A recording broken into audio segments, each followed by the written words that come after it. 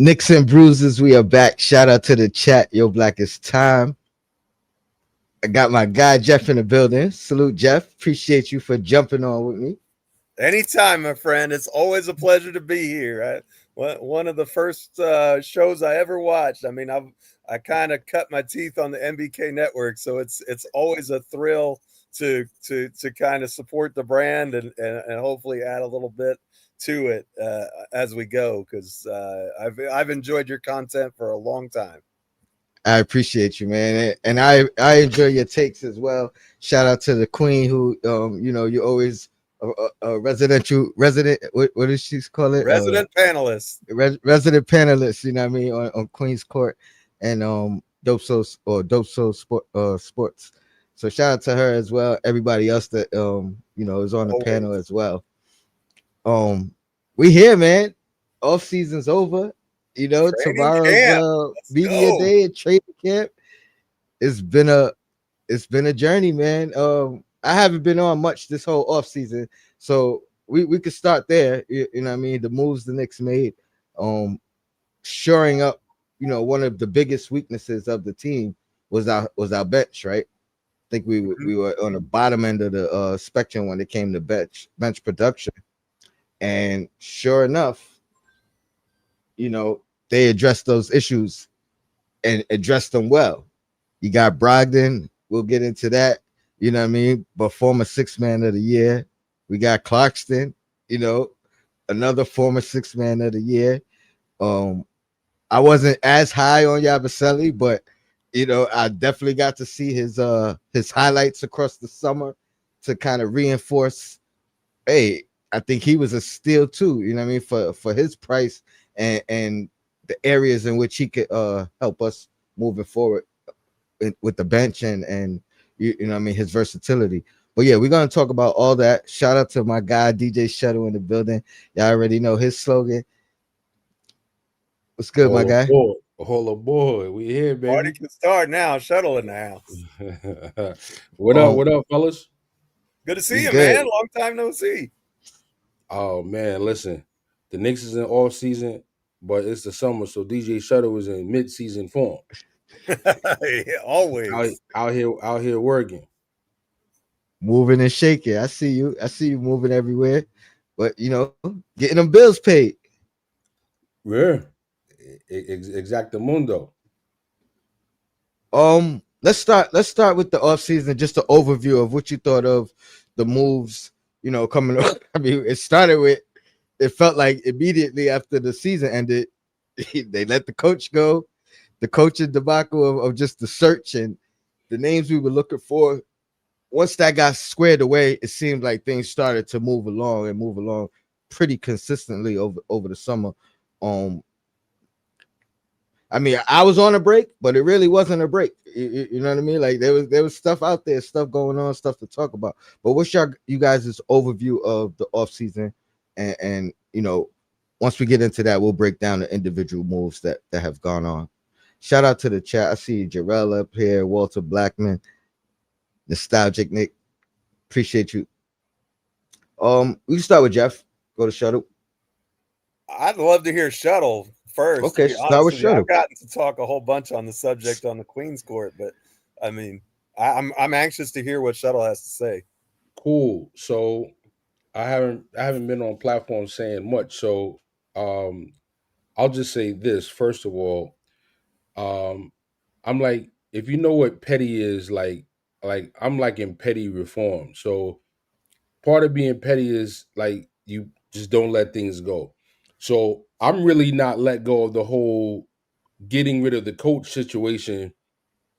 As far as I'm concerned, like the team consistently elevated, consistently improved, and you just had a season where your best defensive big man missed 56 games. Precious started the season on IR and missed a gang of games. Shamit, who, if you would have asked based on his preseason performance, were you expecting him to be part of the rotation?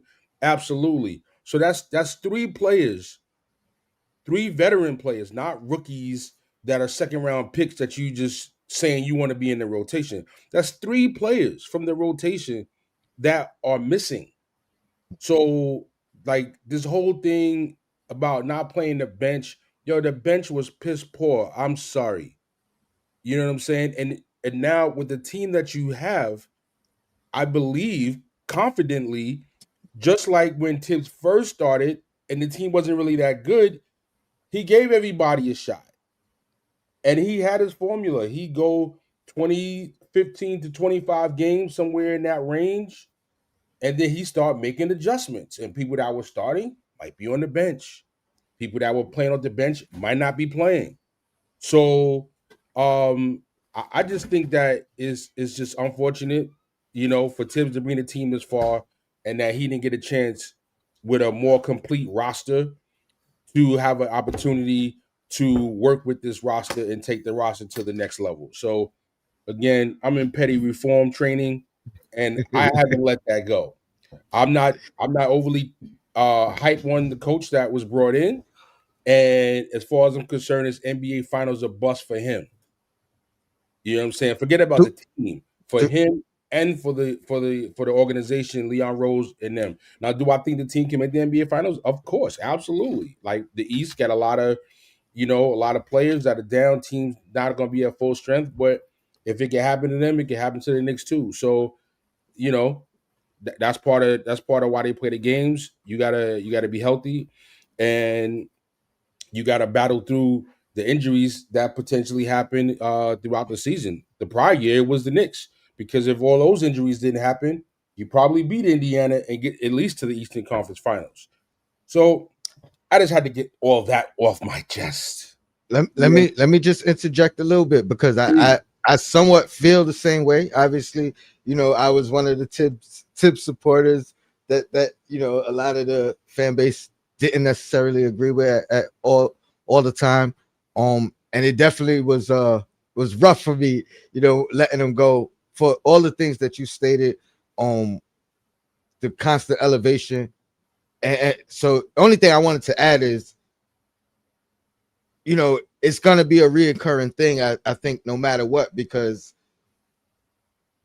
the question remains, had we had this current bench production, projected bench production, these guys on the team last year, would it have been the same scenario for Tibbs? Would these guys have not been able to play, or would these upgrades have made improvement to the bench and Tibbs actually utilize these guys?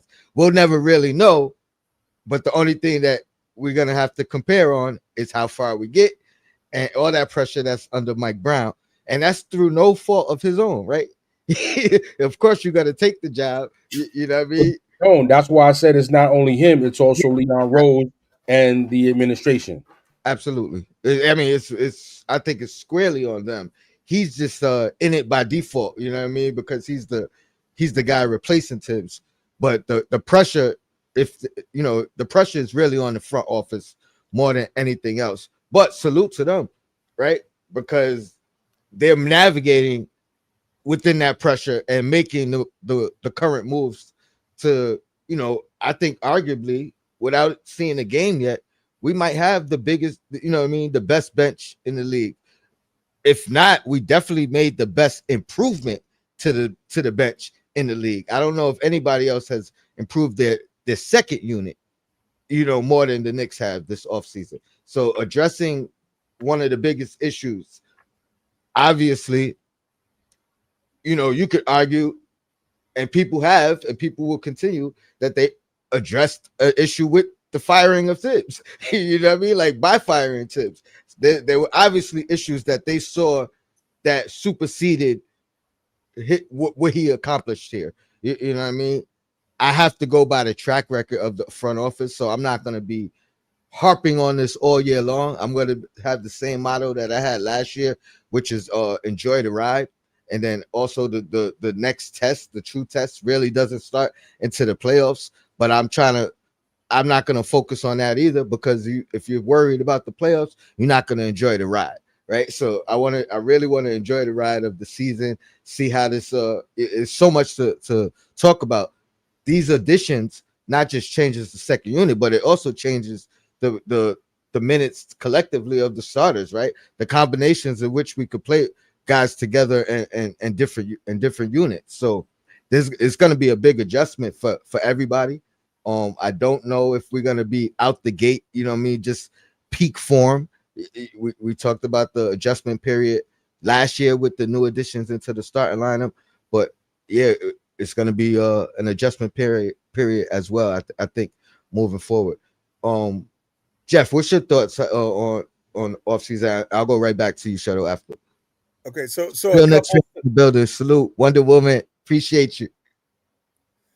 the couple things that I would say, I agree with Shuttle. I was in Tibbs' camp, so I wasn't overly thrilled about the firing, but the only thing I'll say about it is if there was a disconnect in the locker room between he and some of our star players, it's easier to replace the coach than it is the players. And you have to have, if you're going to win the championship, everybody's got to be on the same page. And it really felt like Bridges and Towns, for whatever reason, and maybe I'm wrong, but it kind of felt like those two guys weren't on the same wavelength that as the coach all the time, and it kind of reared its ugly head at the worst possible times in some moments.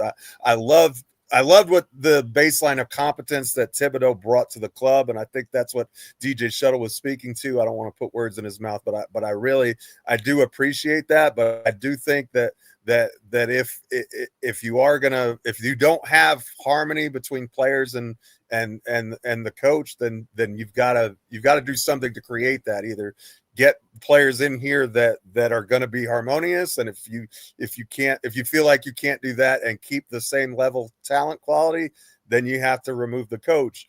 And the other thing that I would say is I'm not sure that the players that we brought in are ideal players to play under Tom Thibodeau, because I don't think Jordan Clarkson is a particularly good defensive player, and I don't think that Yabusele is a particularly good defensive player. And so, I think that when we see, not that he won't play them, he'll still kind of give them the rope to hang themselves with, or whatever you want to call it. But I kind of feel like those aren't, we always said Tibbs guys, right? I don't feel like we brought in Tibbs guys, so to speak. And, from a certain standpoint, I think there's a lot of similarity between our old coach and our new one. I think, Mike Brown does kind of have more of a Golden State influence as far as the offensive system is concerned. But I don't, a lot of people think we're going to go, all the kids are going to play. And this is, I don't think that's happening. I mean, Mike Brown has more pressure on him. He's going to play the best players. He's going to probably have as short a rotation as he can get away with, just because, look, it's on him to win games. And he knows from his experience in Los Angeles, you start off 1-4, it doesn't matter if you've got a contract, you may be out on the street looking for another job. So he understands from his past experience that he knows he's got to win right away. And so I don't see a lot of these young guys getting to play at all. And I think that you might find that multiple of these guys who are on the non-guaranteed contract may end up on the roster in place of those guys. And I know that's not what some of the folks who really like the young talent want to hear, but I think that's just the reality of the situation. The front office made no bones about they expect a championship from this group. And so when you're expecting a championship, can you harbor a Tyler Kolek, an Ariel Huckporty, Kevin McCullough Jr., those type of players, even Pacome Daddier, I'll throw him in there as well. Can you roster and harbor those kinds of players when you're looking to win the title? Perhaps yes, but I don't know if I want 4 of our roster spots dedicated to that kind of player, maybe 1 or 2, but I think you've got to get as much veteran talent in the building as possible and work with that, because we know injuries are going to happen. You need to safeguard against some things. I think we have a weakness at backup point guard right now, unless Malcolm Brogdon is ready to go, which I kind of think and hope that he might be. But so I think that this team has some issues that they've got to solve, but I think that parting ways with Thibodeau might have been part of, being able to bring in some of these guys that they have in the building now. Fair. That's fair. What up, Sim? Peace. What's going Hey, on? the Podfather. Well, welcome back. You know what I mean? We just Yeah. going over the off season, our thoughts on the off season, Okay. and starting with the firing up until where we are. Season's about to go. What's your thoughts? I know you had a couple of shows, but not as transactions were going on. So Yeah. Now that's I've been in. I mean, if you can see, but I'm sitting on the floor right now. You know what I mean? With speakers and stuff behind me because I'm not even fully set up yet. So I'm still roughing it out here. But what's the almost question there again? though. That's Almost there. commitment right there. Just your thoughts on the off season as a whole.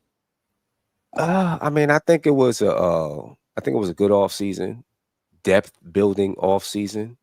You know what I'm saying? I think we added some pieces that we needed, like Malcolm Brogdon. I wanted the other guy, but I think Malcolm Brogdon adds a facilitator, guy who can shoot, knock down the three. You know, obviously Jordan Clarkson, Yabusele. So we added a lot of depth to this basketball team. I think you know what I mean. That's going to allow Mike Brown to utilize, hopefully, to get the best out of all of the players: Cat, Brunson, Bridges. You know what I mean? So I think that they gave Mike Brown some tools to work with this offseason. Yeah, I You know, agree. I was my bad. I was just saying how we addressed the biggest need, the yeah, biggest weakness of last year. yeah. You know, I feel like the biggest weakness on this team might be defense. We'll see. You know what I mean? We'll see. I mean, we got three. We know we have 4 really solid defenders in Mitch, OG, Bridges, Deuce. You know what I mean? We'll see. Josh Hart. So we'll see. I think the issue is obviously, your 2 main guys. You know what I mean? And you seen Tibbs last year had to do the defensive offensive substitutions and things. So, let's see how we're able to bring that defense together. And Mike Brown, I believe, will be more, he'll be open to using various defenses and not just straight up man-to-man defense. So I think that'll help. That'll help. Yeah. Oh, So, let me just shout out a couple of chat members: Animal Lex, Josh, formerly known as Uncle Fulio, Darlene in the building, Andrew. you said formerly known as Uncle Fulio. Hey, Oh, that's what it says. It's that's FKA. what do you mean? Oh, he Hey, grew up. he Grow up. you know what I mean? That you gotta salute the growth. He grew up. So no longer Uncle Fulio. It's just Josh. That's right. That's right. Just Josh.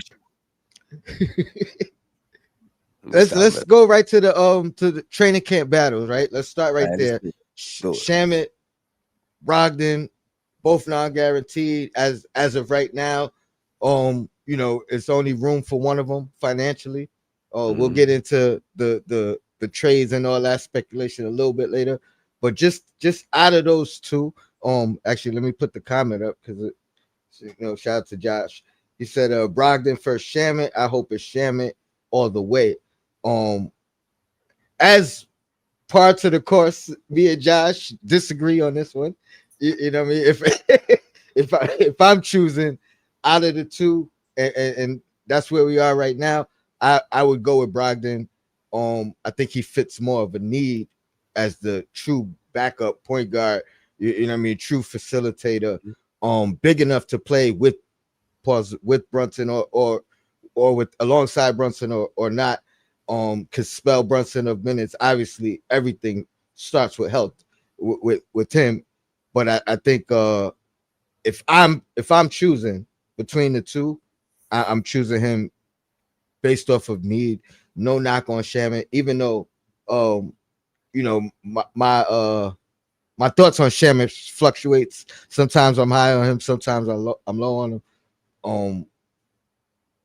But yeah, just so if that one question, I'm going with Brogdon. We'll go around the table. Start with Shuttle, Jeff, Sim. What's your thoughts on just choosing between the two?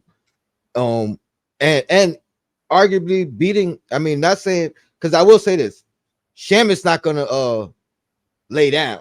You know what I mean? He's not gonna give the spot to Brogdon. So if Brogdon does earn that spot, it's because he earned it and beat out Shamit. So I will say that, you know what I mean? Shamit's gonna put up a fight if it's between the two of them.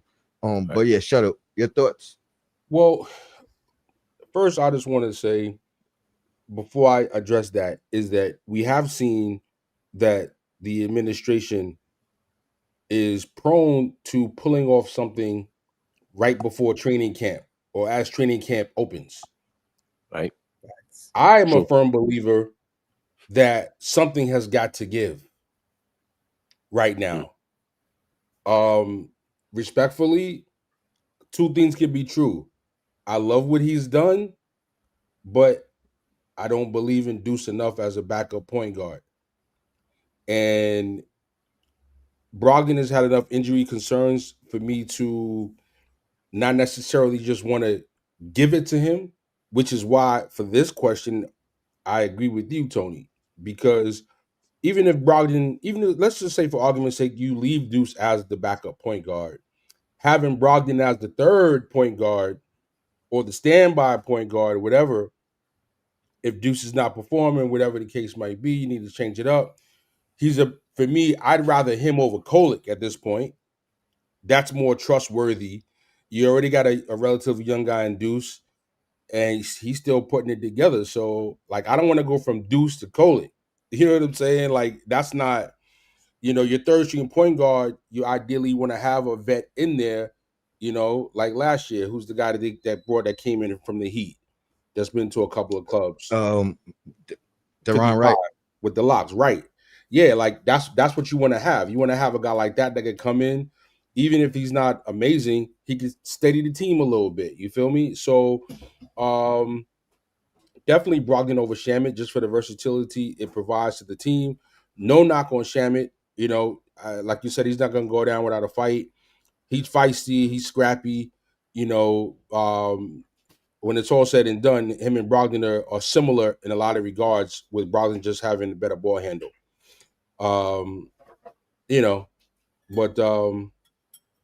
Yeah, let's go. Administration.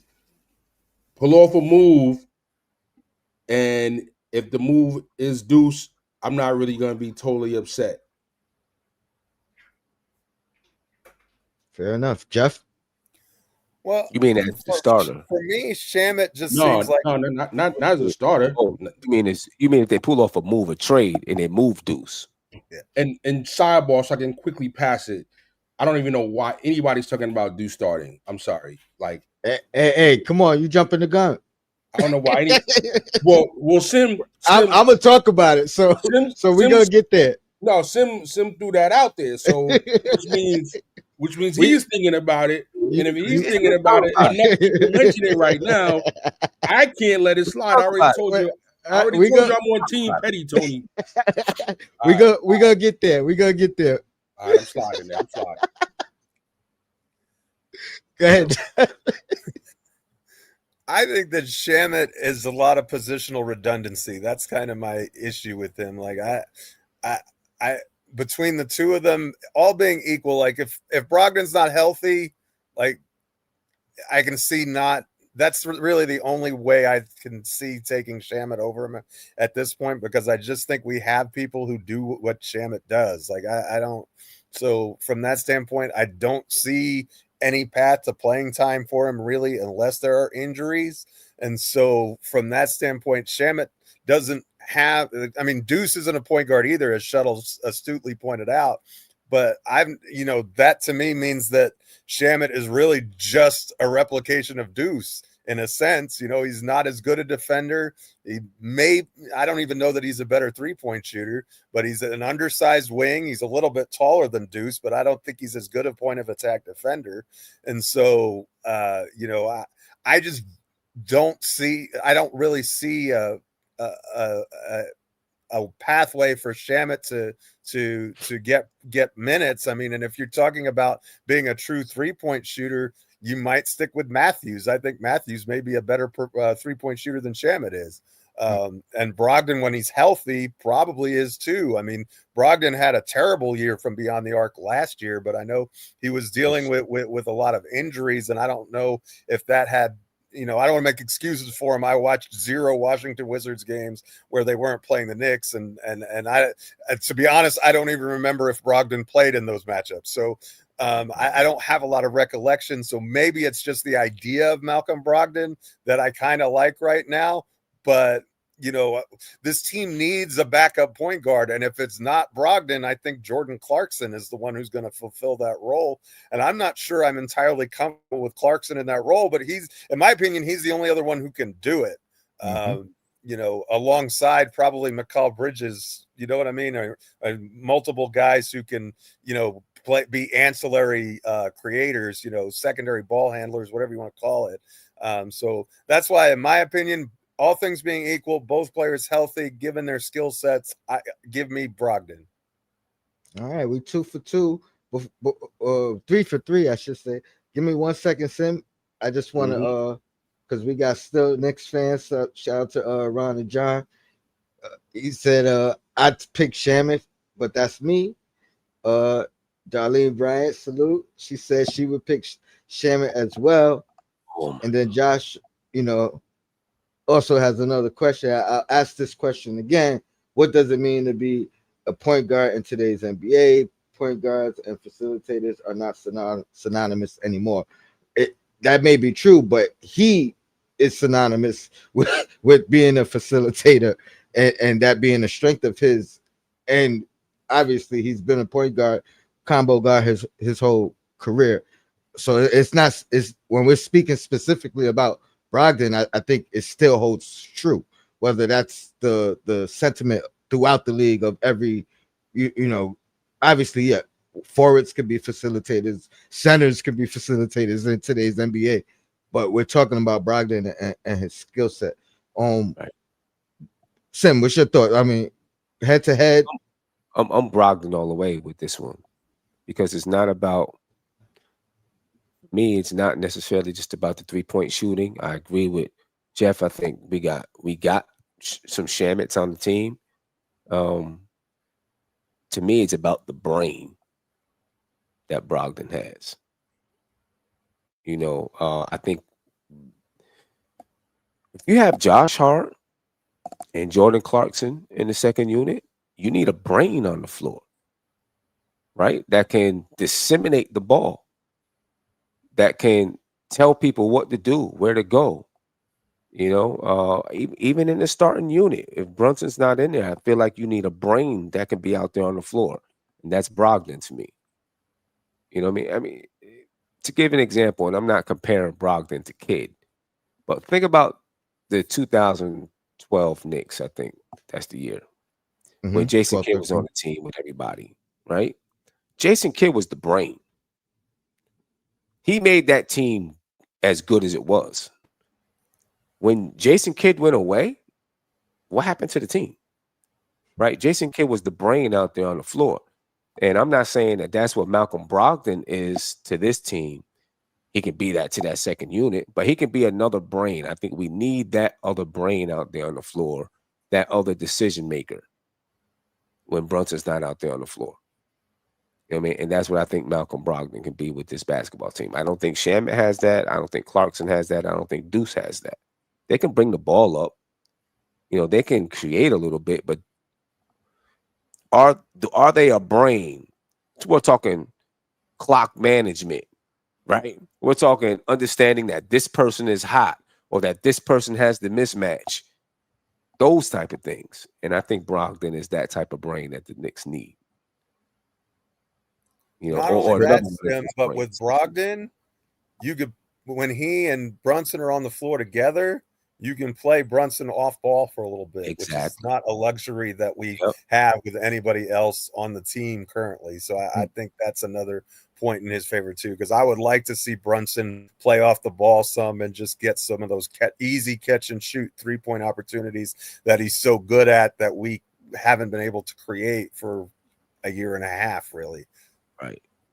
And just to piggyback, the proof is in the pudding. We saw what this team looked like anytime Brunson was off the floor, and the drastic difference in the offense and how it was ran. Like we didn't even have like a backup plan as far as like, all right, whether we had another point guard or not, whatever. But we didn't run the offense through Cat when Brunson was off the floor. You know what I mean? We didn't run the offense through, like, we didn't have that secondary playmaker. We just did it.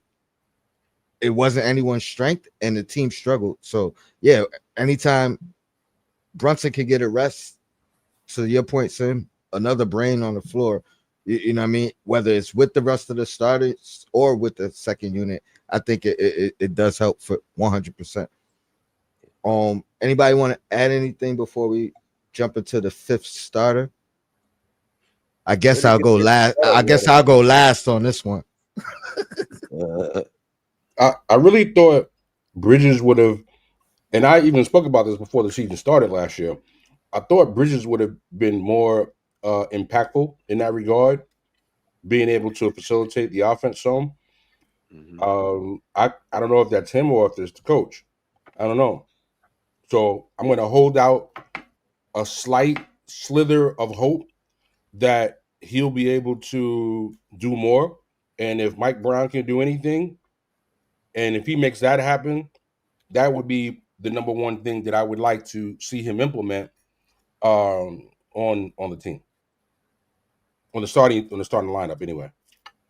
And I think we did see that from Bridges when Brunson was hurt, right? We saw a kind of him take some of that role a little bit, I think. I mean, I guess Deuce was the starter, but I think we saw an uptick in Bridges facilitating and other, skills that we didn't really see.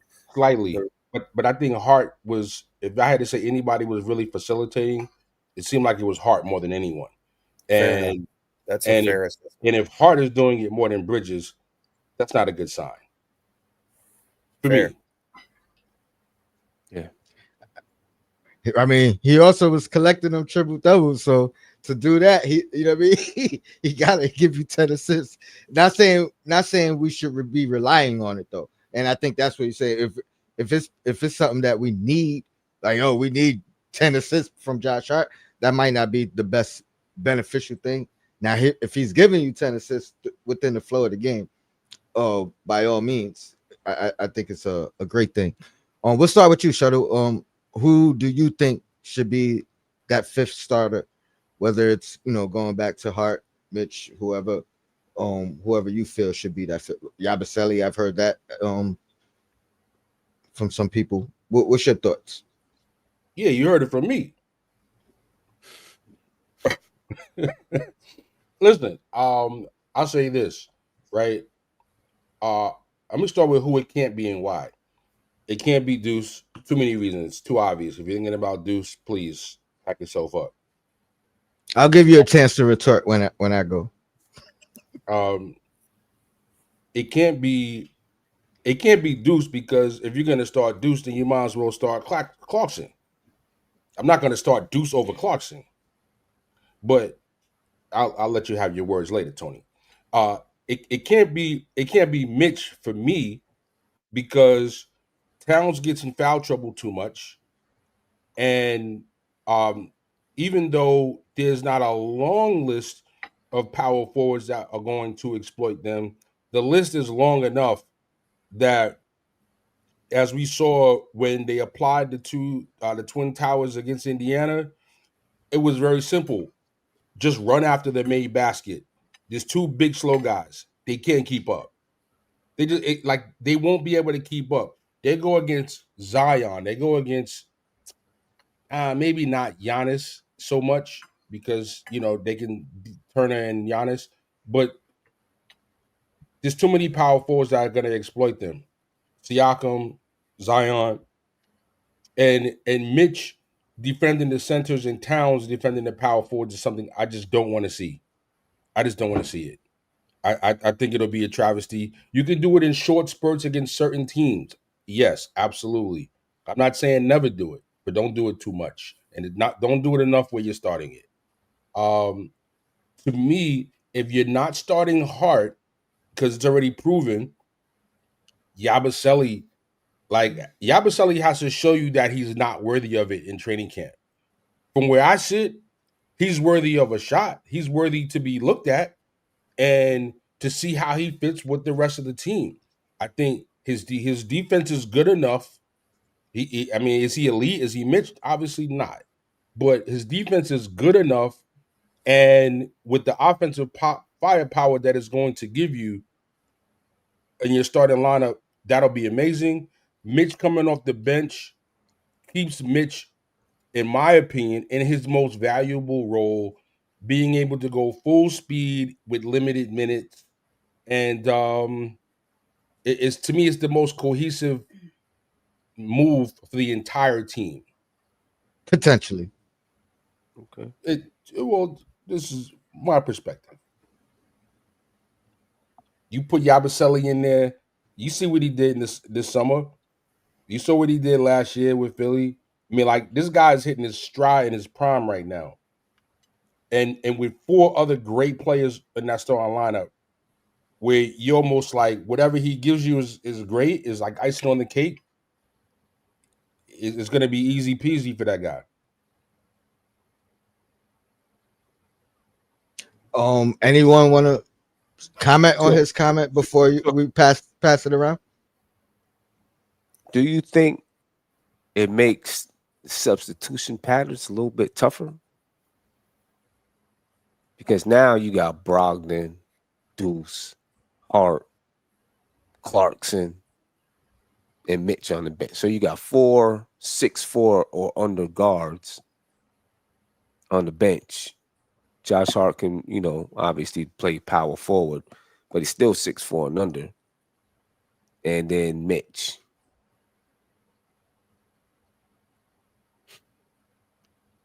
I'm not worried about that. I'm not worried about it. You got OG that can defend power forwards. I'd rather OG defending the backup power forward than the starting power forwards. Those same guys that you named as And a he do it all detriment last to year? No, that's what I'm saying. Backups, the backup power forwards on those teams. I'd rather him, if he has, like, when those guys come out. Okay, now you're gonna go with the OG against one of those guys, or the Hart against backup power forwards. I don't need them against starting power forwards, which is why I don't want Deuce in the starting lineup. The lineup's too small, which is why, even with last year's team, I was always advocating for Precious to get that starting power forward spot before he got hurt, before the season started, because just for balance, just for defensive balance, and I just think that having Bridges at the 2 and OG at the 3 provides more of a height and a defensive, benefit to the team. I mean, I definitely think it's more balanced. That lineup is more balanced. I just wonder, does it make that lineup is more balanced? Does it make the lineups? Does it keep the lineups, all of the lineups balanced? That's what I worry about with that.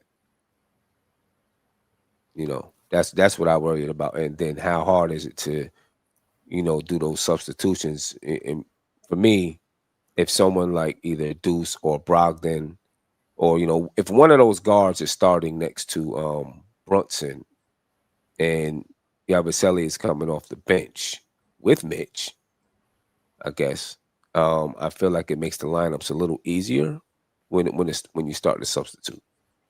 Right? Yabusele comes in for OG, Mitch comes in for Cat, and then you got the other guards that can come in for the other guards.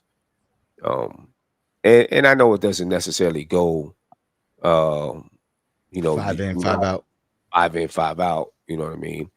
But for my brain, the substitutions are easier for me, without getting confused and mixing up lineups and knowing where I'm going. But that could be different for Mike Woodson. So Mike Brown. We don't want Mike Woodson at this point. I mean, Mike Brown. But I hear you, Sim. Jeff, I'm just like, you know, the backup minutes are the backup minutes. Like I'm not I'm not I'm not dismissing the value of the bench minutes, but I'm not going to not do something that I think would be in the best interest of the starting unit that are likely going to be playing 30 minutes together because of defensive substitutions or because of substitutions with the bench. I'm gonna have to figure the bench substituting patterns out and put my best five out there that are playing the most minutes together. Okay. That was my coaching strategy.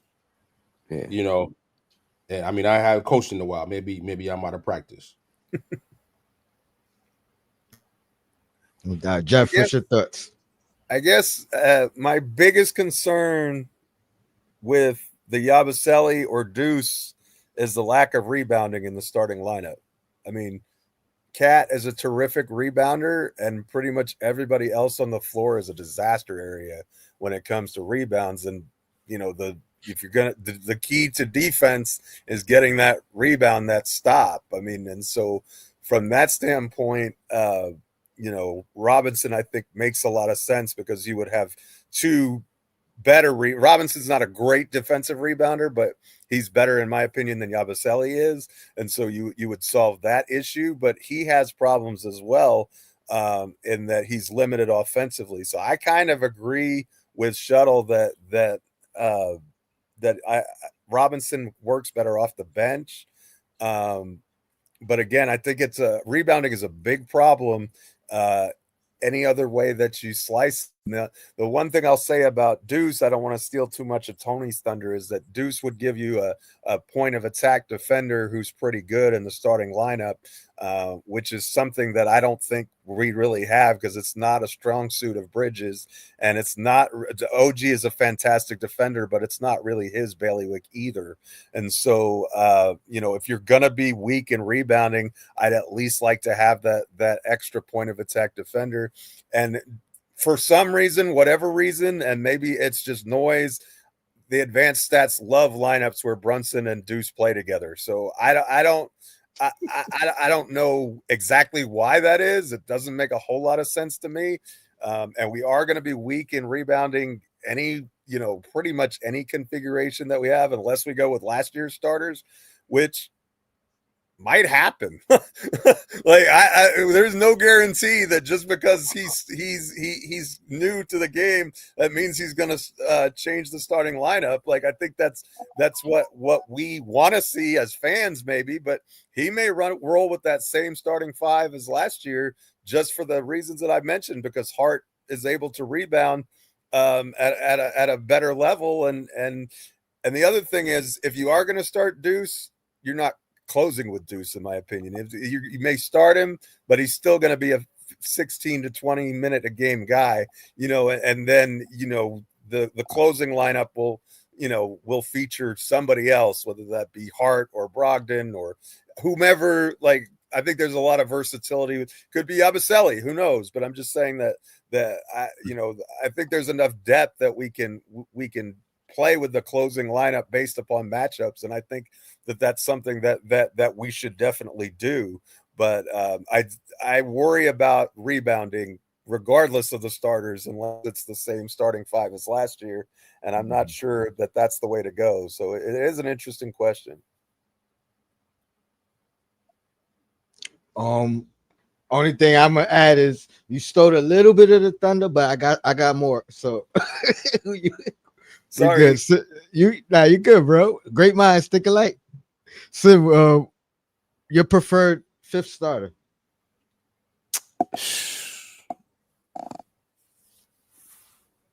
I don't know. I'm not sure right now. I think initially I'm going with Deuce. I think that's where I'm going initially.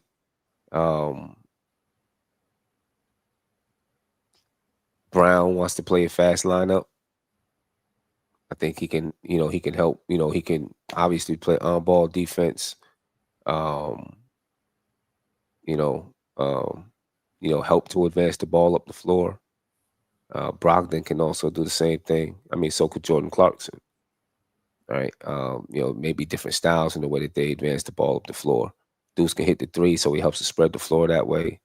Everybody on the floor would be able to hit the three. So that's going to help you push the pace a little bit. I really like the on-ball defense that he would provide to opposing starting point guards. So I think that's my initial thought right now. I think that leaves room for Brogdon to be the primary ball handler with, Clarkson off on the wing, Hart on the wing, Yabusele, Mitch. I think that's a strong second unit that you could throw all five in there. You got three guys on the floor a bunch of guys on the floor who have been starters before. You know what I'm saying? In that unit. So, I think to me, I feel like that makes two strong units, and you can always mix and match as you go. I agree 100%. You stole the little thunder too, son. Tony, but Tony, before you go deuces wild, you know what I mean? I just want to say, just for the record, as we talk about Yabusele, that we know that he got over 5.5 rebounds in 27 minutes a game last year. Many people use the per 40. Per 40, he'd be at over 8 rebounds a game. Not that he'd be playing 40 minutes a game, obviously. But, if he played 27 minutes and he's getting 5.5 to 6 rebounds a game, I think that, is he getting the 9 rebounds that Hart got? No. But Mitch I don't think Mitch has ever averaged 9 rebounds a game either. And he's 7'1". So, don't tell me why Mitch got to play, and what he's going to bring, to the boards and into that level. So, Yabusele, you mentioned Sim about Deuce spreading the court. Last year, 2024-25 season, Yabusele shot 38% from 3. 38% from 3. That's better than Deuce. That also could be considered an outlier. Like, granted, he's never shot that. That's not his MO, right? Like, so people are questioning or wondering, is that sustainable for him, or did he have a hot season? Where Deuce, we know what his production has been in the league, you know what I mean, over the past couple years. So I do think, just to, you know what I mean, like, you're right, 38%. I hope he could do it again. You know what I mean? I hope he can sustain that. But that hasn't been like a strong suit of his prior. You know what I mean? He continued that in this summer as well. So, you know what I mean? It's good. Okay. It's good signs. You know what I mean? But I just wanted to throw that out there. Oh, you was gonna say something, son? No, I'm saying my thought process is just like I said before, just the lineups and how the lineups work with each other. You know what I mean? And not necessarily evening out the lineups, but putting together lineups that are going to be effective, easy to make sense in my brain, how I would work the substitutions, trying to mix, have that offense and defense mix, on both squads. It's not going to be an easy decision for Brown. And he may have some ideas coming into camp, though, Yeah. And there is a backup power forward potentially that hasn't been brought to the table because he's a rookie. But I truly believe Diawara will make an impact. I truly believe he will make an impact. And I think he would be a great backup power forward. Which is why, again, somebody got to go. I think he does have that potential, but I don't know if that is something that he would have to show so much in the short span to even, I think, be considered, you know what I mean, right away. I think it's more logical that he progresses into that role than earns it within the training camp and preseason to be like, oh, he showed out that much. But if he does, kudos to him. Let me just emphasize some of the points because I think obviously Deuce. I'm not gun ho on starting Deuce, but I think it makes the most sense for the team and for the like Sin was saying, the roster, right? The lineups. It leaves things a lot cleaner. You know what I mean? With substitutions, with roles in general. Because there is an argument on what is Deuce's role if he's not starting. Are we playing a 3-guard lineup? You know what I mean? And you know, if Josh Hart is not starting, is he like Jeff said, is he gonna be at the backup 4? You know what I mean? Playing the 4 role at undersized. So I just think it cleans a lot of things up. Another thing Jeff said is those advanced stats. I was talking about those all last year. Part of that is because, well, number one, Deuce was involved in, I think, 4 out of our 5 best lineups that we ran all last year. It's like he was the one consistent as far as like if Deuce is on the floor and you could just put different combinations of other 4 guys with him, he was in that top in that best efficient lineup all year long. Like, so to me, I'm not an advanced stat guy, but that's things like that stand out, right? Because it didn't matter who he was on the floor with. When he was on the floor, the advanced stats improved. I think the main reason behind that is because of his defense, which was lacking. Mikal was in that role of guarding the primary ball handler. I don't think he excelled in that role. I think he's better guarding up, guarding his size as opposed to guarding down. Deuce is way better at being the primary ball handler, defending the primary ball handler, the point of attack, if you will. It just cleans things up. He is a little undersized, but that wingspan makes up for it. His defensive IQ makes up for it. So I think that's my main argument and why Deuce should start. I think it cleans everything up all around. And then if he's not starting, that second unit now becomes even smaller, right? Like if it's Yabusele starting, you got Hart at the 4 in that second unit. If we're going, a 5-man second unit, but I don't think we had the opportunity to run a 5-man second unit in the past. With this roster and do starting, I think for the first time we do. We could actually play 5 guys off the bench and have a good-looking 5-man team or 5-man rotation right there. You talk about Brogdon at the 1, you talk about Clarkson at the 2, you talk about Hart at the 3, Yabusele and Mitch. That's 5 guys, natural positions, good size for their positions. I think you get offense and defense from that 5. You get offense and defense from the starting 5, including Deuce McBride. If I had to choose someone else, it would be Mitchell Robinson, because I think you do need 3 defenders on the floor when we're talking about Cat and Brunson.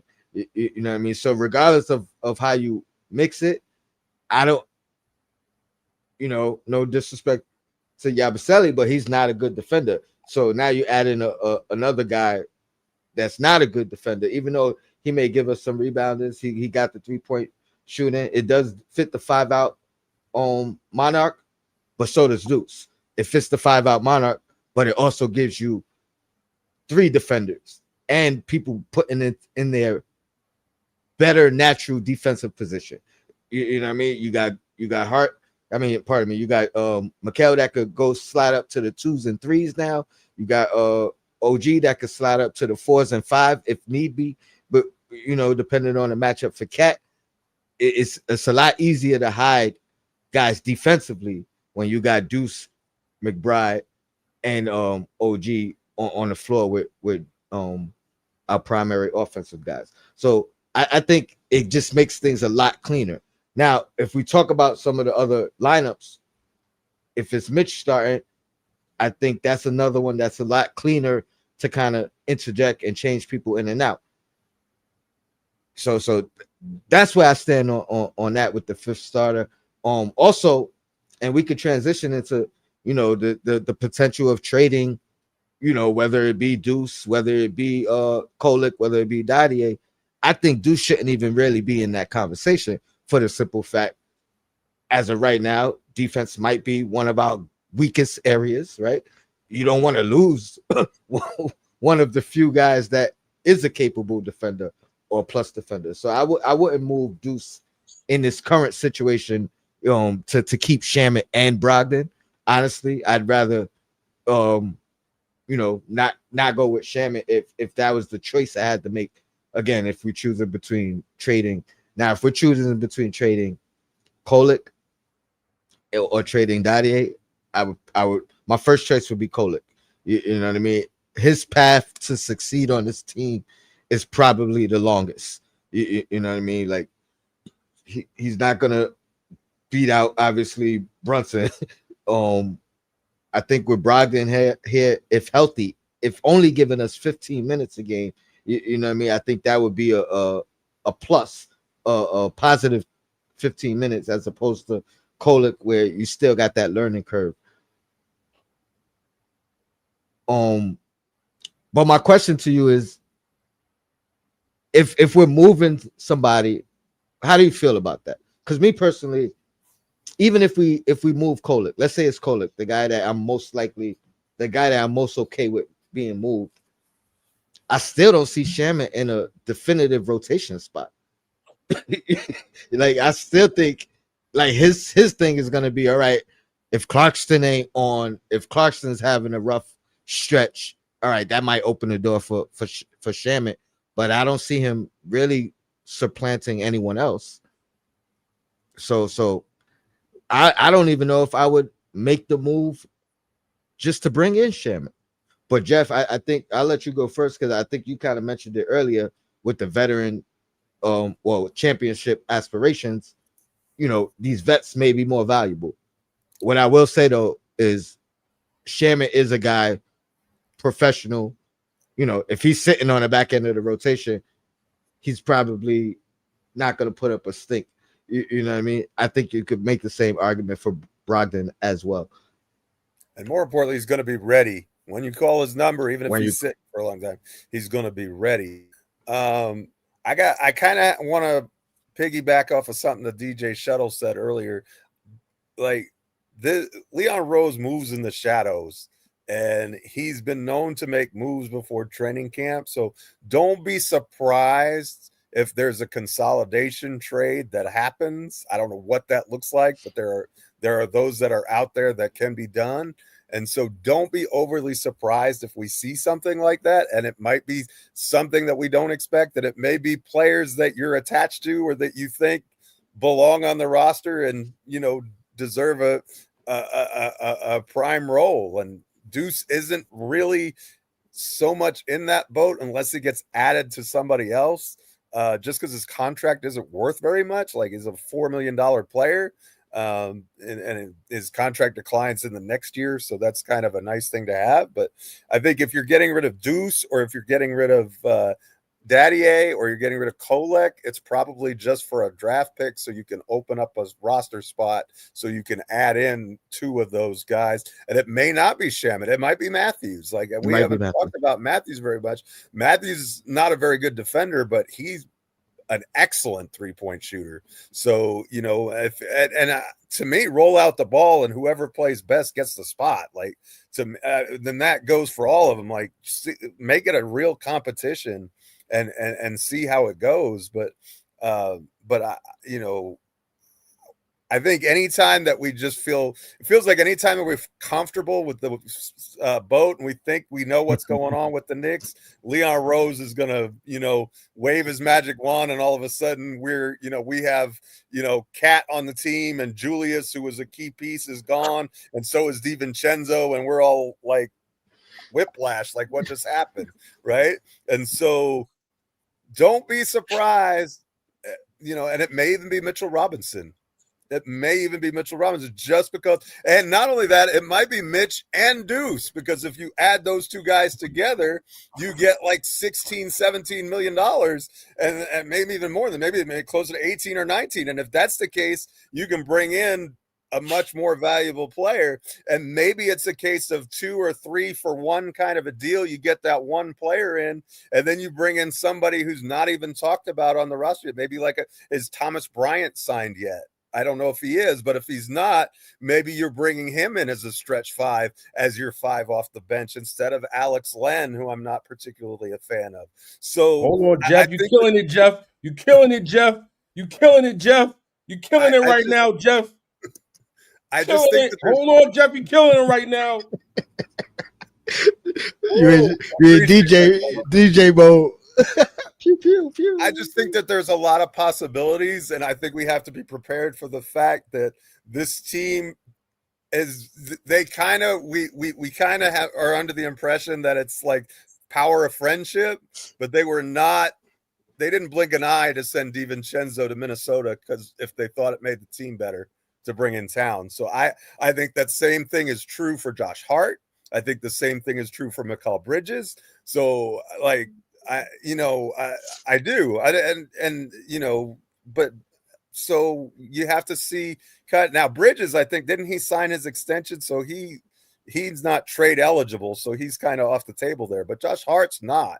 And so, and here's the thing about Josh Hart, is a $20 million contract. Every team loves to have guys like Josh Hart on it. And I'm sure that Mike Brown is no exception, but if you're talking about balancing out the roster, bringing in maybe a more traditional power forward, who knows what they're thinking? But I'm just saying that there's a lot of things that can be done, and it could be adding Josh Hart, Mitch, and Deuce together, and then you have a really big salary to bring in maybe another, maybe not all-star, but legitimate starting player, who makes big money. It better be a defender if you giving up probably would be. And Deuce. Oh, let me just they're not going to cut off their nose to spite their face on that. You know what I mean? If they're sending that out, they're obviously going to be bringing back something that they consider to be a significant value. And so no trade that they've made, other than probably the Obi Toppin deal where they sent him off for 2 picks, but that was more about clearing cap space and what we could do with that afterwards. This is a team that wants to, I hate to use the term win the trade, but they always want to be bringing back significant asset, even if that is just space to sign another player or whatever the case may be. They've got their I's dotted, their T's crossed. They're always scouring the league. They always have a plan, and they're like ninjas. They always operate in secret. So I'm not saying it's definitely going to happen. I have 0 sources within the organization, but don't be surprised if the 15 guys that are here right now are not the 15 guys who are here when training camp is over. Yo, Tone, please, may I? Wait, let me just acknowledge this super chat. Justin Nix, appreciate you. He says, produce McBride, start him. So I got another one on my side on that one. Appreciate you, my guy. Go ahead, Shuttle. Hey, but before you go, Tone, I gotta step out. Okay. What time you trying to do your show? I'm gonna see. Hopefully, I'm trying to get some things. So I'll hit you up. All right. Sound good. Appreciate you. All right. Appreciate everybody. Bye, Father. I gotta keep it above with you, Tone. This is one of those times when I said, you know what? I don't really want to even go there. But Jeff said exactly what I've been thinking for weeks. Months. For months. Yo, you combine Deuce and Mitch and you make an upgrade. You got to give something to get something back. Like that's how life goes. You know what I'm saying? And yeah, those are the 2 best defenders. So yeah, is there an argument to not trade them? Of course it is. I get it. But if you're bringing in like a horse to be the starting power forward, though, You know what I'm saying? And maybe you're getting it. Maybe you're getting it done. And Deuce was Tibbs' guy. You know what I'm saying? Like he might be. We might like poke our chest out for him because he been here, but he played what he played really because he was Tibbs' guy. Like you got a new coach in here now, so everything he did, he got to start fresh. He gotta prove it. And if you're Mike Brown and you've been around the league and you see what Clarkson has done, you see what Shaman has done, you see what Brogdon has done. Like, I mean, Deuce is not like. I mean, Deuce ain't got nothing guaranteed as far as I'm concerned. You know what I'm saying? He's somebody that could be, how they say, strays. Like he could be a stray. He could be not like a stray cat, but he could be catching a stray bullet with the new coach and the new situation here because with all the players that they got, it's a bit of redundancy. It's a bit of redundancy. So yeah, I agree with Jeff. I think a trade. I mean, I said it in the beginning, but I think a trade is going to happen, and I will not be shocked if it's any one of the guys that Jeff mentioned. It could be Deuce, it could be Mitch, it could be Hart, it could be them solo, or it could be a combination of any of the two or three. And I'm here for all of it. What I will say is this front office, when they've made moves, it may take a little bit of time for it to settle in, but I you know what I mean, I end up agreeing or understanding every move that they've made. So even the ones I weren't the highest on, you know what I mean, it made sense. I understood why they did it. So I don't doubt that they're gonna make a move and then I don't like it. And it don't matter what I like because their singular goal is to win a championship, right? So whatever move they make is gonna be with that in mind. Can't wait. We need an over under on whether or not a deal gets done, and over under on who will be the person traded. If I was betting who, and this is not my preference, but I would think is Dadier. Well, actually, I can't even make one. We probably would have to do it for each guy because Deuce probably has more value, right? If a team is looking at what they've done in the league so far, you know, I mean, obviously Josh Hart will probably have more value. Mitchell Robinson, his value fluctuates because of his injury history. You know what I mean. And I don't think you'll get the value back in return in a Mitchell Robinson trade. I think you're gonna take a loss if all things considered, him being healthy and moving forward, and what you're gonna get back. I think you end up taking a loss. Josh Hart might be the guy that you get the most equal value for in whatever move that you're making. Deuce, you probably gonna lose because, pardon me, his salary is so low compared to his I'll say impact. So you're probably gonna lose in that sense. It's gonna be tough, man. Any changes at roster as constructed? Any changes you expecting from Mike Brown? Like immediate changes or what are you looking for him to bring that we maybe didn't see in the past? And obviously, it's coming from a tip supporter and yourself and myself. But what do you? Is there anything that you could pinpoint and say maybe he'll bring this to the table? Well, I'm looking forward to seeing this from him. If I don't see more ball movement and Brunson dribbling less, I will be disappointed. Not generally speaking, but specifically based on what he comes from Popovich and Spurs, ball movement offense. He spent plenty of time with Golden State, ball moving offense. So if you don't do anything else, my guy, you need to do that.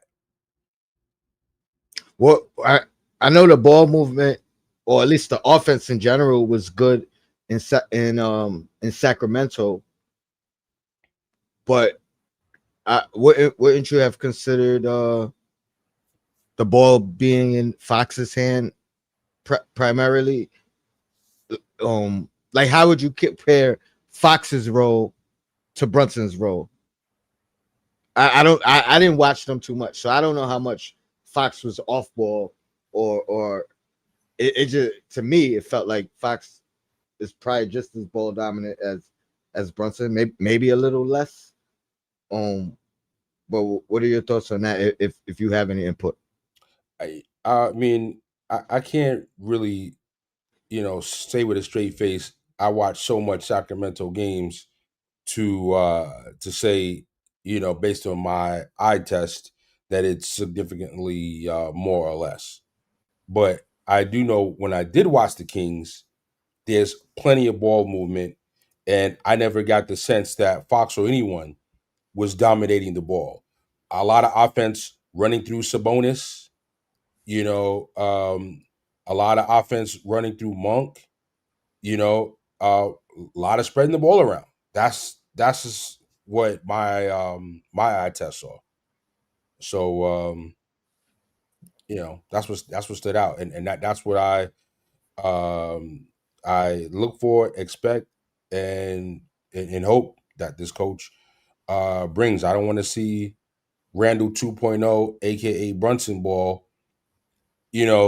just dribble, dribble, dribble, dribble, dribble. We got too many weapons on this team for that to be the offense. I agree. What I'll say is, and then I'll go back to Jeff, and then we'll get out of here. But what I'll say is, I'm hoping, to your point, you mentioned Sabonis. I'm hoping running some offense through Cat can open some things up for the team as a whole. Obviously, Cat is not the facilitator that Sabonis is, but I think Cat is a plus facilitator, like above average facilitator for the center position. You know what I mean? Obviously, so I think that if you're giving him that role, I think he can put up numbers, if you will. You know what I mean? It may be an adjustment period for him to polish it and clean it up, but I'm hoping. I was calling for that last year as well. Run some offense through Cat. He's a good enough passer. He's a dominant enough scorer that passes and lanes will open up automatically just by running some more offense through him. That's a way to get Brunson off the ball a little bit more. Have him do some cuts, some running around, some, is it called cross screens or just screens away from the play? Screens when he doesn't have the ball to get him in position to get the ball. So that's what I'm looking for the most. Maximizing the offense, especially with the starting unit, whoever the fifth starter is or whatever. But with our main four guys, I don't know if we ever peaked offensively. We looked great to start the year last year, and then it kind of, went back to the old formula of Brunson or die. You know what I mean? Now, but I just want to add the last part. The but is when Brunson wasn't on the floor, we couldn't. It wasn't like we had a solution anyway. So go ahead, Shadow, and then Jeff, your thoughts on what's the main thing you're looking to see from Mike Brown and his addition.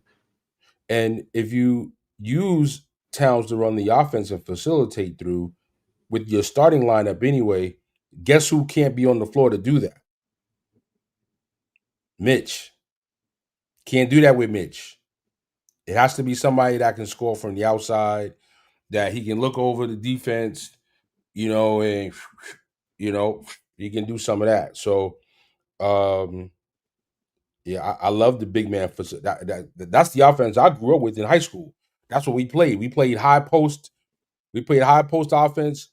Get into the big man in the center. Take the shot. Find somebody in the corner.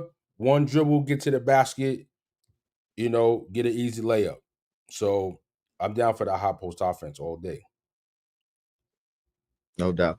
I'm gonna give it like a few minutes just to see if Jeff gets back in here for his final thoughts. But while I got you here before you dip out, I do want to ask you your thoughts on the whole Kawhi Leonard Clippers Pablo Torre finds out situation. Um, what's your thoughts on that? The name drop from Pablo about Jalen Brunson, and your thoughts on that, and then I'll give my thoughts and we can get out of here. Wait, before you go, let me give Jeff the floor. I know you say you're having some Wi-Fi issues, so I'm gonna let you go first, Jeff. Thoughts on your main expectation on Mike Brown, and then I'm asking him about Kawhi Leonard and the Clippers situation. If you want to touch on that as well before we get out of here. Well, my expectation is he had the number one offense in the NBA with the Kings. I expect this team to put up a lot of points. And also, I apologize if it's already been said, but what he did get De'Aaron Fox to do was lower the number of dribbles that he took and the time that he was dribbling while he was here. And so I apologize if I'm saying stuff that you already did. I couldn't hear what y'all were saying, but I really feel like if he can reduce the number of dribbles that Brunson takes, I think that's going to be significant. And it is something that he was able to do with Fox. Brunson's a really smart player. I think he'll buy in. I think he'll do that.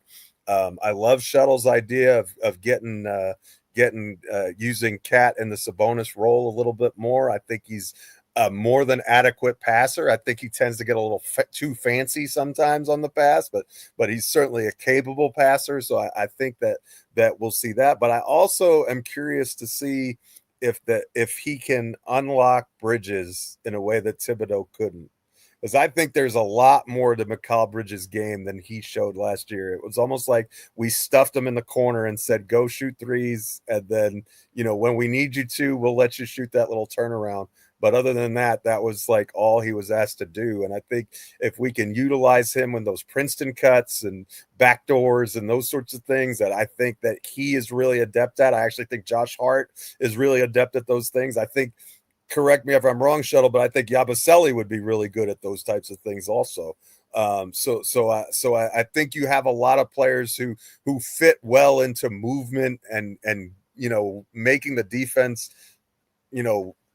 guard you, and not be able to stand still or anything like that. So I expect maybe certainly a little bit higher pace especially from the second unit.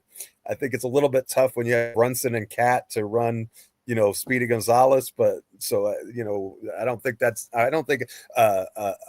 rapid pace is going to be our baseline. But I think when we go to the bench or when only one of those guys is on the floor, I definitely think you can expect to see some of that in certain lineup configurations. But what I really want to see is I don't want to see hockey subs. I think that we're the best utilization of the talent that we have is to really be able to keep one or two starters on the floor at all times with these other key parts that we have, because we do have a lot of positional redundancy, in my opinion, with the roster. So if you don't have that consolidation trade that we were talking about earlier, I really feel like the best way to counterbalance that is to have a couple starters on the floor at all times and maybe get OG at the 3 sometimes, and you know what I mean, and get McCall at the 3 sometimes with Josh Hart at the 4.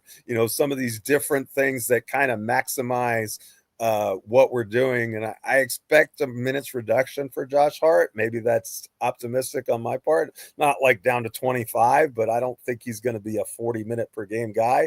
And I'm not sure Bridges is either, for that matter. I think that you'll see those guys' minutes come down for no other reason than we've got to find minutes for Clarkson. We've got to find minutes for Deuce. If Brogdon is here, we need to find minutes for him.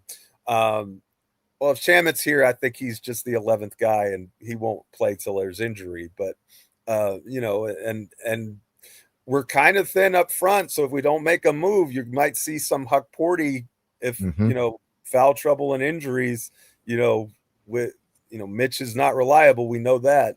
And Cat likes to foul a lot.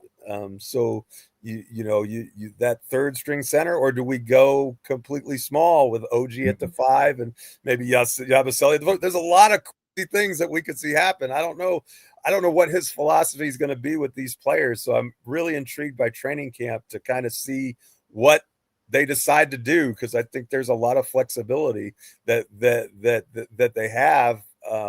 They're we'll see what they do. And what did you want to? What with Kawhi? Is it just the scandal of it, or your thoughts overall viewpoint, and the fact that Pablo name dropped Brunson in his second episode, as far as he did frame it in the sense of Jalen Brunson haters have been asking him to do a deep dive. A lot of people do say it was jokingly. I don't believe that per se, and that's just because of the seriousness in which he takes his work, his journalism, right? And people, he's come back and retorted. He's come back and corrected people that have commented on the whole process of this, his information, his work. I don't think he would throw a joke in there without, you know what I mean, being it's such a serious thing that he's taken his craft. I have a couple comments. First of all, I think that it's kind of like back in the day before NIL, paying players in college basketball. Like Kansas offered Jahlil Okafor a ton of money. They got in trouble for it. He didn't end up signing there. He ended up playing at Duke. Well, you think that he got less money going to Duke? No, they just did a better job of covering it up and hiding it. So personally, I think that this stuff probably happens on the regular. We just don't know about it. That doesn't mean that, like, I'm not defending the action, because I don't want to circumvent the rules. I don't want to be the team that circumvents the rules in any stretch of the imagination. I want to win, going by the book and not, I don't want to be a cheating organization. I just don't want to do it. But I kind of have a feeling that some of this stuff has been happening for a long time. I just think that the Clippers were kind of not smart about it, so they got caught. In regards to Brunson, though, like, most people thought when we initially signed Brunson that he was overpaid, right? Mm-hmm. That was the criticism that I remember. We paid whatever it was, $20 million for a guy who's not a top 15 point guard in the league. That was my understanding. That was the narrative anyway. I'm not saying that was the truth, but that was the narrative. So that was on the first contract. The fact of the matter is, on the second contract, his extension was the max amount of money that he could be paid. That's right. He had the option to go into his free agency and then get more money. That was a choice, but and that wasn't guaranteed.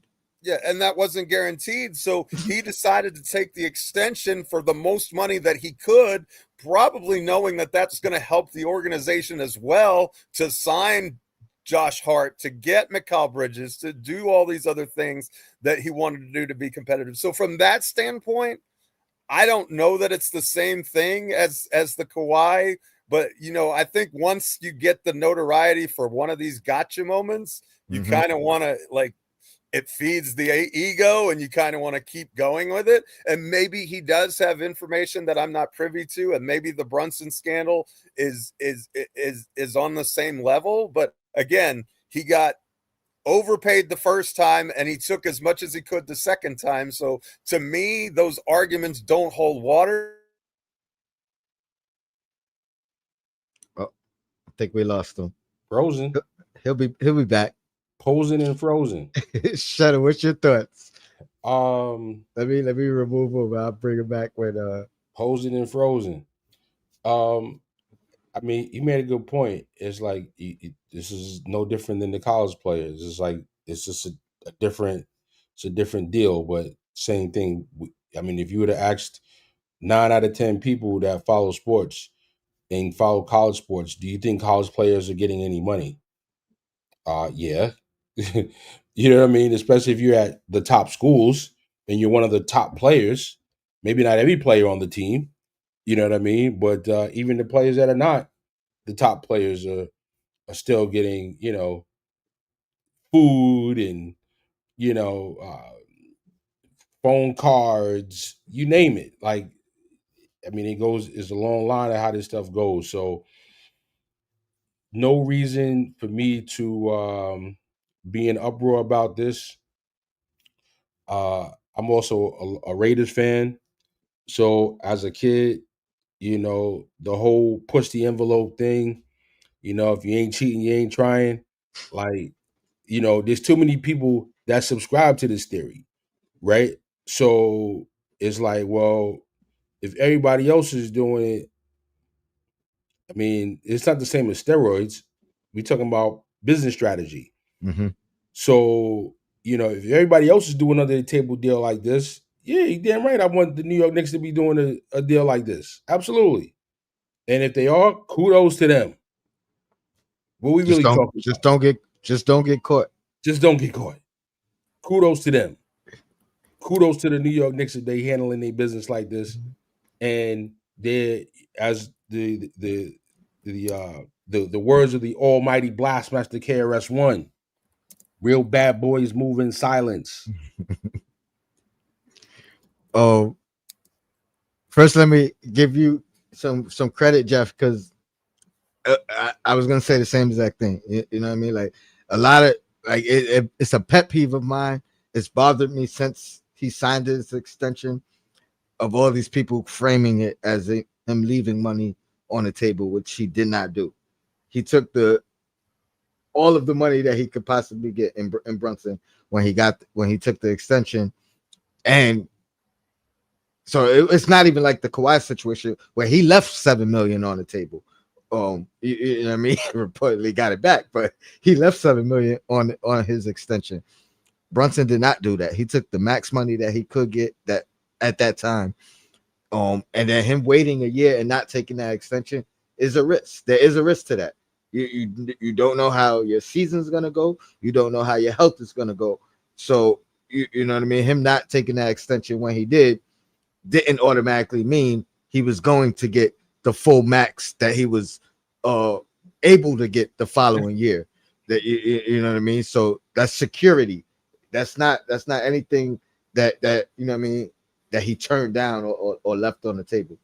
And he's got a year closer. He's to the 10-year mark. A year close to the 10-year mark, and to get the next deal. So I mean, he's starting to get up there in age where you got to be thinking, all right, when is my last big deal I'm gonna get? So that's 1 year closer. You're gonna be 1 year younger. That's a great point, Shuttle, because his opt-out year, I believe, is his 10-year. Correct. Is the same as matches his 10-year anniversary. So I think that coincides with exactly what you're talking about. I didn't even think about that. That's a great point. Yeah, that's what you want. I mean, that at that point in the game, you're going to be what? He's 29, 30, 31, 32.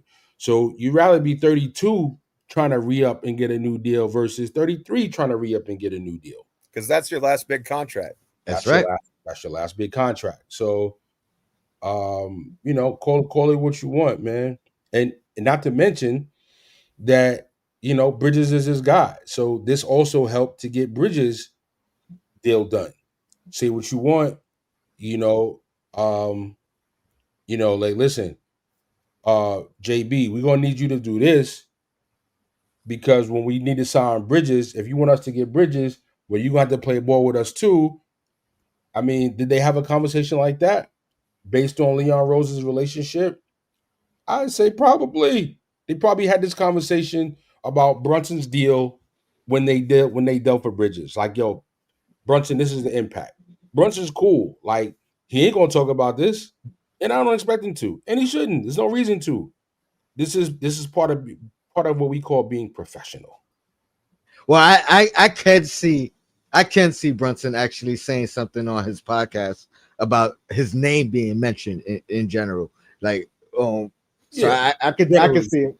Yeah, I could definitely. I don't know. I think if you ignore it, I think that just like I'm not even gonna speak to that. It's so ridiculous. Like, also if there's nothing to hide, also now if there's anything to hide, he's probably not. he ain't gonna say a word. So I would actually be if he does mention, like even jokingly, mentions it on his pod, in passing or whatever the case. I could see Josh Hart mentioning it just because Josh Hart is Josh Hart. You know what I mean? And making a mockery or a joke of it, especially if all things are clear. So I would say if it is mentioned, to me, that's a relief. If they joke around it about it on the podcast, if Josh Hart mentions it and starts poking fun, like, oh, what kind of deal you got under the table, then I know ain't nothing to worry about. You know what I mean? If they mention nothing, I'm just waiting and seeing. Another reason why I'm not too concerned though is I don't know if the Kawhi situation even gets uncovered if the aspiration company doesn't go under, and if their CEOs or whatever weren't involved in a scheme where they're going to jail. You know what I mean? So I think that's what even opened the door for Pablo to find what he found. It also doesn't help the fact that all Kawhi had to do was potentially tweet something about the company or wear a t-shirt or do something that shows you representing, you got a sponsorship from or endorsement from this company. He never did that at all, which made it even more suspicious. The amount of money it was, which is reportedly more than his sneaker deal, which is crazy. But shout out to real investigative journalism. I think that's dope. Yeah, no, it was good fun. And hopefully it's nothing to worry about with the Knicks. I'm not really worried about it. I hate that Brunson's name was mentioned, but I think we good, man. I think we in the clear. Any last words, Shuttle, or anything you got going on? Anything you want to promote coming up? Oh man, the big news: DJ Shuttle, Jada Kiss, Miss Jones, Lady Diamonds, the whole team. We going to Barbados, August 20th to the 24th, 2026.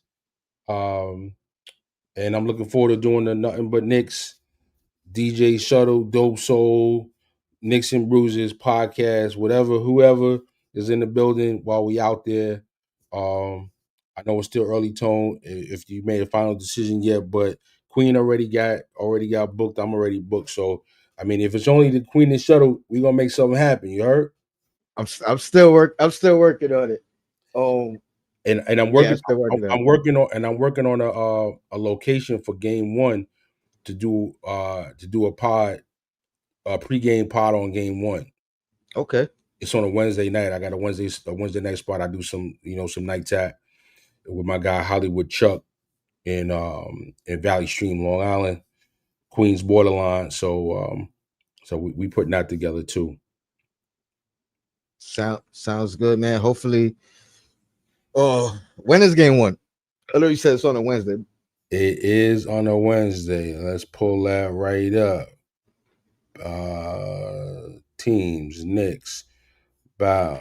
Let's go to schedule and regular season. October 22nd versus the Cavaliers. I'll be honest, bro. I probably don't work.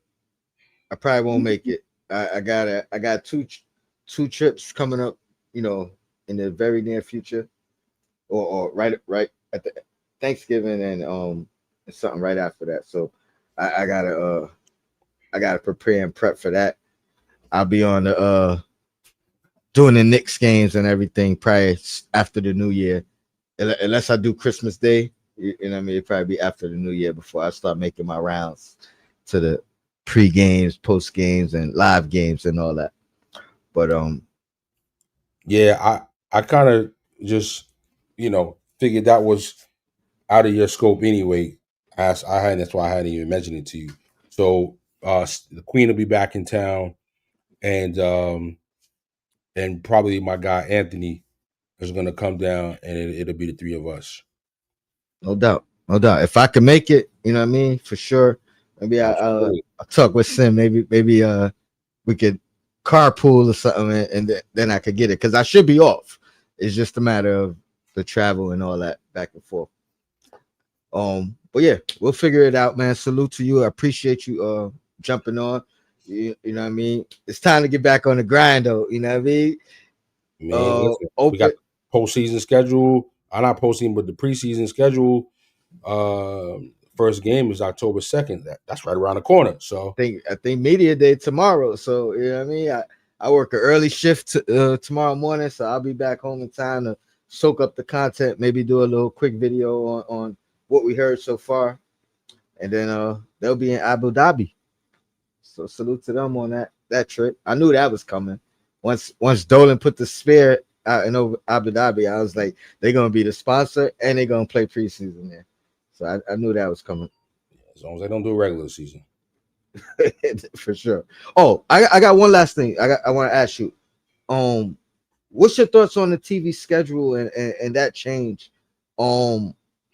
Is that gonna put a damper? Because I just figured out I may not be able to see all the games because I don't have all of the networks that some of these games are being played on.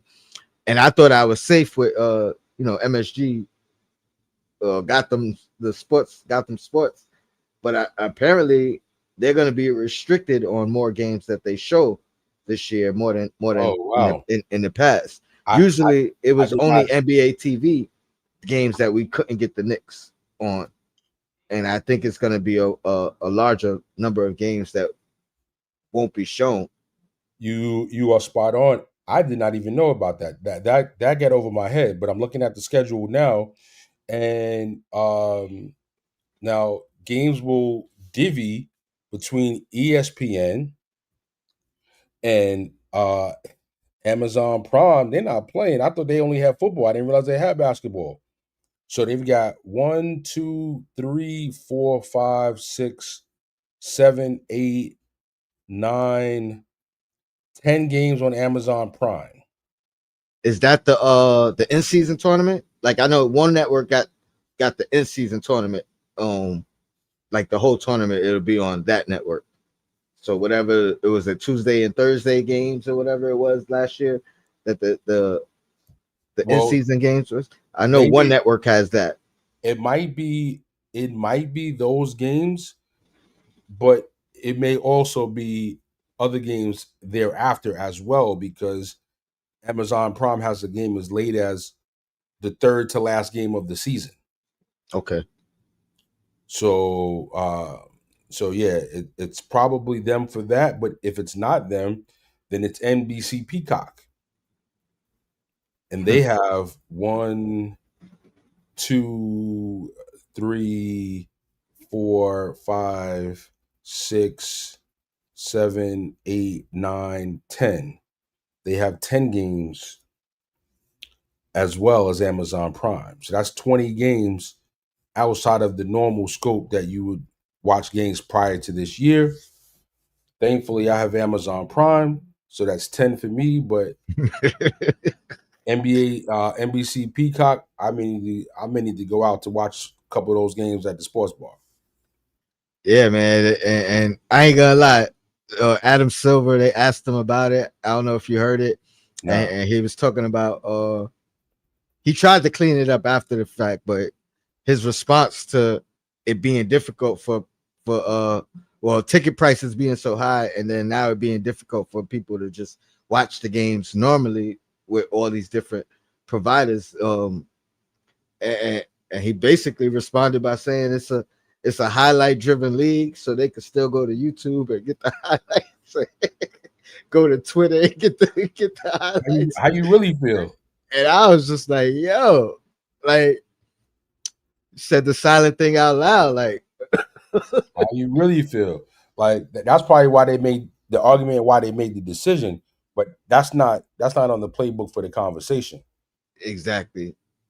I thought it was a little smack in the face, especially a couple days later when I realized, oh damn, I'm gonna miss, potentially 20 Knicks games this year, unless my bootleg stream works.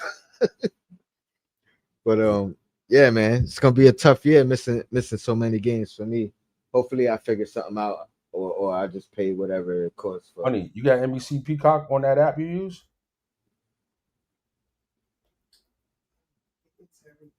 not sure if I can live stream it.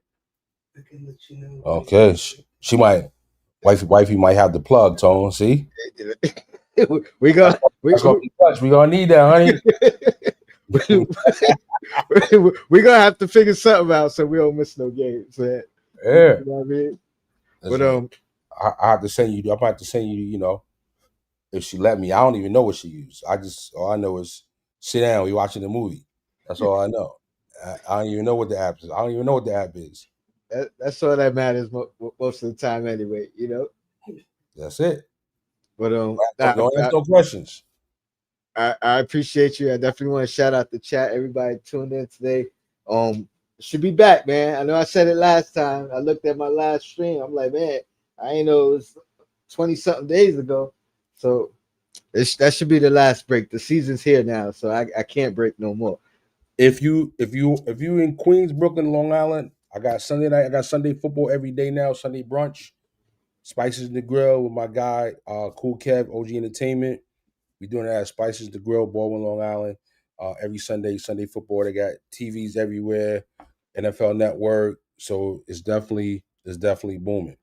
October 12th, Comedy Corner with my guy Nitty Nice, also in Long Island and Amityville. I'm gonna be hosting the comedy show, Tony. And you know, I've hosted comedy shows in the past, not only just DJing, but actually been the host. This time I'm actually preparing a couple of jokes. Okay. All right. I don't know if I'm gonna use them. I don't know if I'm gonna use any jokes at all. I don't know if I'm gonna just freestyle. I don't know if I'm gonna say any jokes at all. I know you're gonna have some footage though. Oh yeah, well maybe depends on it. If I'm good, I'm gonna have footage. If it's not good, there is no footage. No doubt. Well, send me the clips. You know what I mean? If all goes well, you know what I mean. Yeah, there you go. That's it. Even if it's for private use only. You know what I mean? But if you give the okay, I'll throw it up on the channel. You know what I mean? Plug it up. Yo, Black is time. Yo, might have another stream of revenue. You know what I mean? If it go well. Yeah, we'll see how it goes. We see how it goes. But it's a great comedy lineup, nice spot. And yeah, Comedy Corner, October 12th, Nitty Nice, DJ Shuttle, Freddie Ricks, and Sean Harvey. It's a dope lineup. That's what's up, bro. Keep doing your thing, man. You know what I mean? Appreciate it. Eventually, we'll bump past again and do it like we do it when we do it. Let's go. NBA Finals 2026. Yes, let's go. We here. We on the path now. Replay gang. Appreciate y'all. Shout out to the chat. Your Blackest Time. I should be back on with Sim in a few minutes. I think so. MBK is back. Nothing but Knicks and Bruises is back. We here. Shout out to the Queen as well. And Jeff for jumping in, Sim for jumping in, Shuttle, you already know. Till next time, Your Blackest Time. We out of here.